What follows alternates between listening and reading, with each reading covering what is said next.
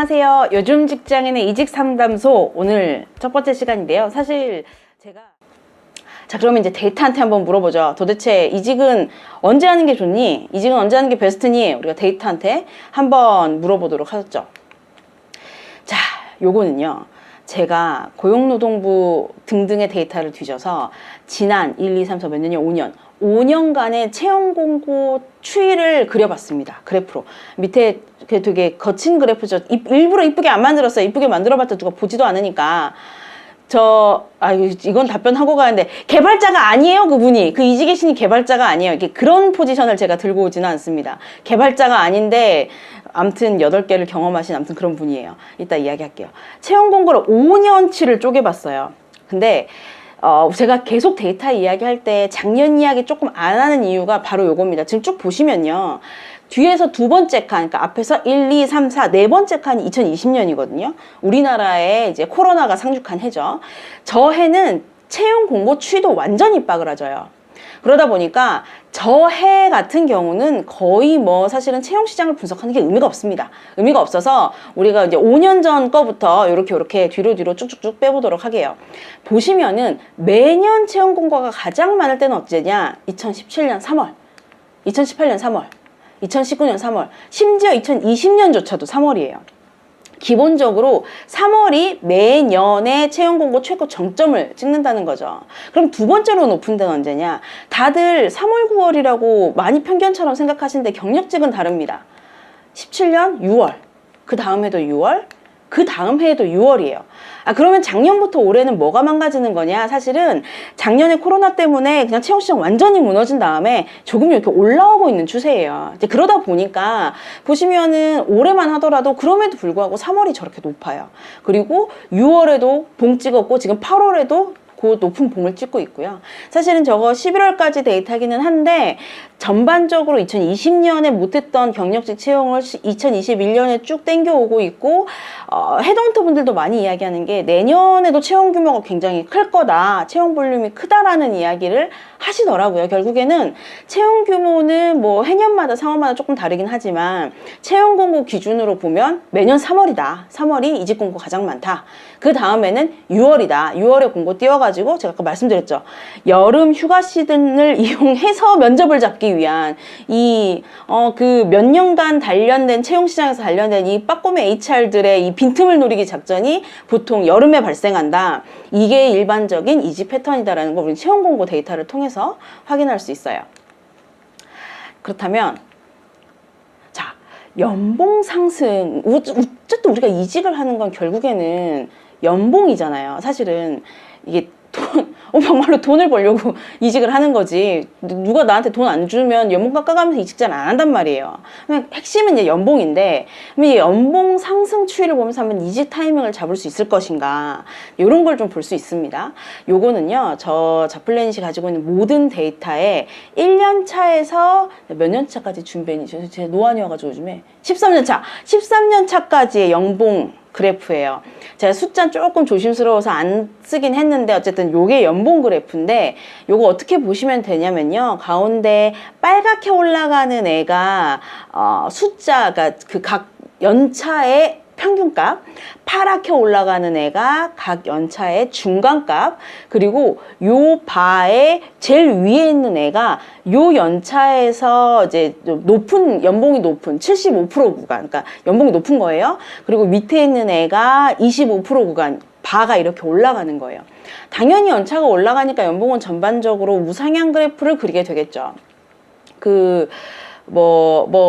광고는 아닙니다. 저는 그냥 사실만 이야기하는 거니까. 자플래닛에서 그 개인이 프리미엄 멤버십을 구입하면 연봉 데이터를 좀 분석해 볼 수 있는 쪽 영역이 있는데, 여기서 사실은 개인의 연봉 값을 좀 볼 수 있어요.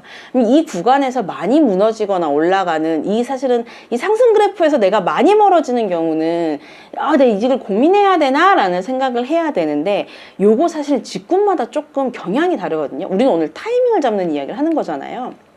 자, 이거는 제가 사례예요. 되게 많은 직군이 있는데 어떤 직군을 가지고 올까 하다가 우선 영업 지원직을 가지고 왔습니다. 요건 영업 지원 포지션이에요. 영업 지원 포지션 같은 경우는 앞서 보셨던 요 오버롤하고 그래프가 조금 다르게 생겼죠.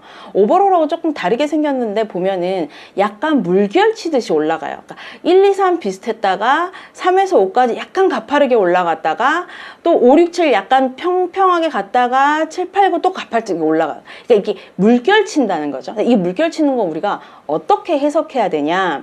사실은 시장에서 그러니까 직무에 따라서 여러 가지가 있는데 어떤 직무는 시장이 어떻게 해석하는 직무가 있냐면 1년이 지난다고 해서 그 사람의 직무 역량이 1년만큼 이렇게 계단 올라가듯이 쌓아간다라고 생각하지 않는 직무들이 있어요.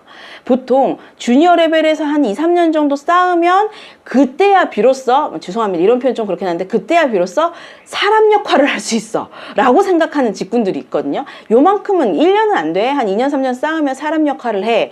그만큼 쌓으면 이젠 조금 뭔가 하나 프로젝트를 맞춰볼 수 있을 만큼 오너십을 가질 수 있어. 약간 이렇게 그 어떤 구간에서의 드라마틱한 상승을 통해서 좀 연봉이 올라가는 직군들이 있어요. 두 가지인데 직무 역량 자체가 그렇게 쌓였을 때 연봉을 인정해주는 그런 직군이 있고요. 사실 또 어떤 직군은 연봉이 올라갈 가능성이 사실은 거의 크지 않기 때문에 직급이 올라가야 연봉이 올라가는 직무가 있어요. 사실은 영업지원직 같은 경우는 대표적으로 직급이 올라가면 연봉이 같이 좀 올라가는, 그러니까 사실은 직급 인상이 아니면 이게 아무래도 매출 카운터파트가 아니기 때문에 연봉이 계속 꾸준히 올라가지 않는 패턴을 보이는 거죠. 자, 이런 직무일 때 사실은 이직 타임은 어떻게 잡아야 되는 거냐?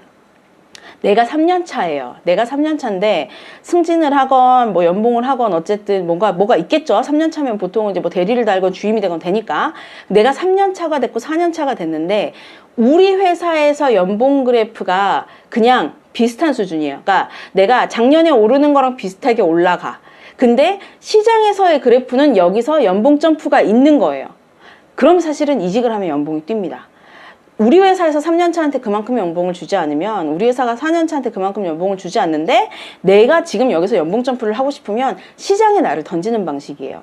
반대로 지금 보면은 5, 6, 7 혹은 그리고 90연 보통 그래프가 수평적이잖아요. 인데 이런 연차에 이직 잘못 선택하면 이제 난리가 나는 거죠. 그러니까 이게 직군마다 다르고 상황마다 다르다고 한 게 우리 분명히 앞에서 헤드헌터 이야기하면서는 5, 6년 차요 막 이런 얘기 했잖아요. 5, 6년 차 이직 제일 하기 좋아요 했는데 사실은 이 직무 상황으로 봐서는 5, 6, 7년 차에서는 이직을 하려면 그냥 연봉, 그러니까 우리 흔히 페이밴드라고 해요. 페이밴드 스테이터스가 아예 우리 회사보다 높은 회사로 상향 지원을 해야만 연봉이 오를 수 있다는 뜻이에요. 이런 그래프 패턴이 보통 내 직무가 어떤 그래프 패턴, 어떤 연봉 패턴을 가지고 있느냐에 따라서 이직의 타이밍을 좀 다르게 잡을 수 있다는 특징이 있습니다. 조금 다르게 생긴 거 볼까요? 요건 디자인 직군이에요. 디자인 직군은 보시면 아까 이제 영업 지원직에 비해서 뭔가 되게 일률적으로 이렇게 올라가는, 이거 뭐라 그러더라? 아무튼 비슷하게 제가 단어가 잘 생각이 안 나요. 애 셋 낳고 나서 약간 뇌세포가 많이 날아가가지고 아무튼 이게 이렇게 올라가잖아요. 일률적으로. 근데 이 디자인 연봉 구간을 볼 때는 이렇게 일률적으로 올라가는 거 말고 뭘 보셔야 되냐면 자세히 보시면은 이 녹색 바 있죠. 녹색 바가 점점점 넓어져요. 그러니까 무슨 말이냐면 1년 차에 녹색바 되게 조그맸잖아요. 아, 근데 이거 포인트 되나? 아, 안 되네. 아무튼 되게 조그맸다가 2년 차, 3년 차까지, 4년 차까지는 괜찮다가 사실 5, 6, 7 되면은 1년 차랑 비교하면 확실히 더 커졌죠. 그리고 이게 위로 이렇게 올라가는 거 보면 점점 더 넓어진단 말이에요. 무슨 말이냐면 미디움 값이나 에버리지 값, 평균이나 중간 값의 그래프를 보면은 연봉이 꾸준히 상승하는 그래프니 이 정도 그래프만 따라가면 나쁘지 않을 것 같지만 이 시장은 어떤 시장이냐? 경력이 쌓이면 쌓일수록 상위 레벨과 하위 레벨의 연봉 갭이 커진다는 뜻이에요. 다시 말하면 내가 지금 진입한 회사의 연봉 숫자가 낮은 회사면 연봉이 올라가면 올라갈수록 사실은 이 하위 그래프를 넘어서기가 어렵다는 거죠. 이게 그래서 이런 직군 같은 경우는 계속 사실은 어느 정도의 자기 개발을 필수로 해야 되는 직군 중에 하나입니다. 그래서 이 좁은 영역, 그러니까 처음 진입하는 시장에서 연봉 갭은 얼마 되지 않더라도 내가 5, 6년차, 그러니까 위로 올라갈 수 있는 가능성이 커지는 연차가 되면 반드시 나보다 페이밴드가, 우리 회사보다 페이밴드가 좋은 구간으로 점프하기 위한 자기개발 노력을 계속 하셔야 되는 거예요. 사실은 그렇게 자기개발해서 위쪽 구간으로 한 번만 점프되면 그 다음부터는 굉장히 안정적으로 연봉, 그 고액 연봉의 그래프를 그릴 수 있다는 뜻이거든요. 그러니까 이런 그래프를 보이는 직군들은 한 번에서 두 번 정도 사실은 인생을 건 이직을 통해서 내가 가지고 있는 페이밴드 구간을 바꿀 필요가 있습니다. 실제로 디자인 연봉을 보면요, 밑에 있는 조금 흐린 실선이 요게 디자인 직군 중에서 연봉 상위 10% 구간의 최저점이에요. 그러니까 연봉 상위 10%의 마지막 10%짜리들의 연봉 숫자예요. 위에 조금 지난 거는 디자인 직군에서 연봉 상위 1%들입니다. 보면은 마찬가지로 10%만 돼도 엄청 높아요. 10%만 돼도 높은데 지금 이 추세에서 아니구나. 그래서 지금 요거는 가장 마지막 값이에요. 근데 요 1년 차나 2년 차에서 보면 10% 지점하고 1% 지점의 갭이 별로 넓지 않잖아요.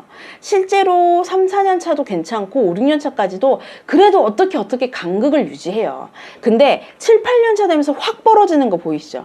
결국에는 진짜 흔히 말하는 지금 디자인 직군의 상위 1%의 연봉을 받는 사람들이 결국에는 연봉 점프, 그리고 시장에서 그들을 확 인정해주는 구간이 여기라는 거예요. 5에서 6년 차, 7에서 8년 차, 요 사이에서 다른 회사와 상위 1%의 갭이 확 벌어진다는 겁니다.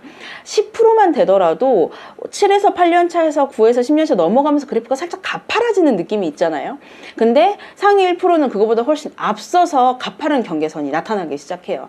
이 말은 내가 다니고 있는 회사에서 한 5에서 6 넘어가는 단계에 나의 어떤 역량을 최대한 아름답게 포장하고 자기개발을 좀 극대화시켜서 어떻게든 저 윗동네로 이동하는 방식을 가져가는 게 장기적으로 연봉 구간을 높이는 방법이라고 할 수 있는 거죠. 이렇게 연봉 상승 그래프를 보면 이직 타이밍을 잡는 방법이 사실은 대략적으로 나옵니다. 직군에 따라 조금 달라서 그렇지.